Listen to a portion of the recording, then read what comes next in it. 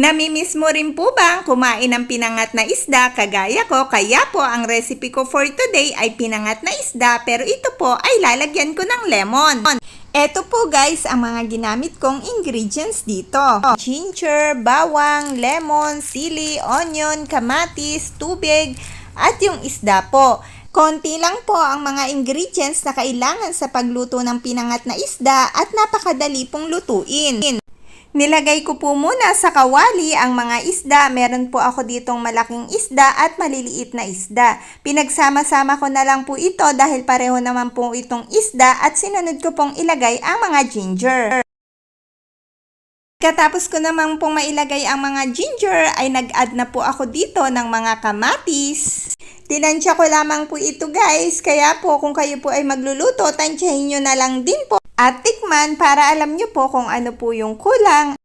Kapag po guys, marami po kayong nilagay na ginger, garlic at lemon, medyo dagdagan nyo na rin po ng konti yung water para hindi po mahapdi sa tiyan. Napaka-healthy po nito guys sa katawan dahil po may mga benefits na tayong makukuha sa isda, sa kamatis, sa ginger, sa bawang, sa sibuyas, at sa lemon. Pagkatapos ko pong mailagay ang lemon, nag-add naman po ako dito ng 2 sili. Pagkatapos ko pong mailagay ang sili, ay nilagay ko naman po dito yung asin. Sinunod ko naman pong ilagay ang mga paminta. Bukod po guys sa mga lemon na hiniwa ko lang ng maliliit at nilagay ko kasama ng mga isda at iba pang ingredients, ay maglalagay din po ako ng lemon juice. Konti lamang po ang lemon juice guys dahil po meron na po akong nilagay ng mga hiniwang lemon. Pagkatapos po naglagay po ako dito ng tubig, hindi po dapat masyadong marami, yun tama lamang po.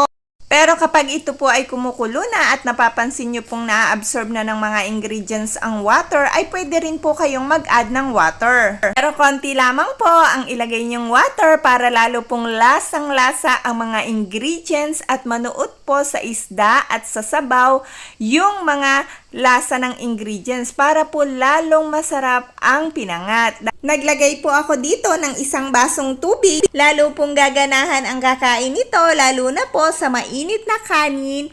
At kung ito po ay kakainin ninyo sa bukirin o kaya naman po sa labas ng inyong bahay na may mga puno, kasama ng pamilya o kaya naman po ang mga kaibigan. Kaya po maghanda na po tayo ng mainit na kanin at siguradong napakasarap po nito. At sa mga mahilig po sa ganito, sigurado pong marami tayong makakain. Pagkatapos po ng mga ilang minuto ay naluto na ang napakasarap at napaka-healthy na pinangat na isda, kaya po magluto ka na rin. Sana po ay may natutunan ka sa video ko for today. Thanks for watching po!